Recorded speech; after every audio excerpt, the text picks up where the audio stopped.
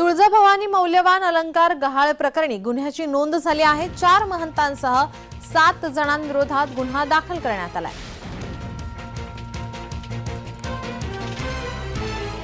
या प्रकरणी आता 4 महंतांसह 7 जणांवर गुन्हा दाखल करण्यात आलाय। गुन्ह्याची नोंद करण्यात आलेली आहे।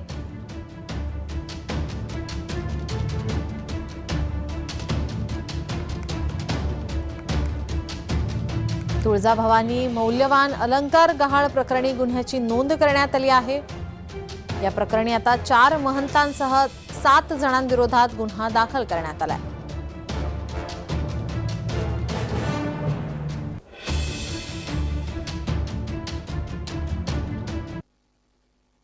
देवीचे दागिने ते एक दुसऱ्या पेटीमध्ये ठेवतात। असं वेगवेगळं पेटीमध्ये ते मोजणी झाल्यानंतर आम्हाला ते कमिटीला समजून आले की ह्याच्यामध्ये काही दागिने मिसिंग आहे। तर ते अनुसार गुन्हा दाखल आहे। ह्याच्यामध्ये किती क्वांटम मिसिंग आहे, आणखी रजिस्टर्स कोणाकोणाचा होता आणि कोणाच्या ताब्यामध्ये होतं, हे सगळं इन्व्हेस्टिगेशन मध्ये समोर येईल। आज आम्ही SIT स्थापन करण्याचा एक आदेश काढलेला आहे।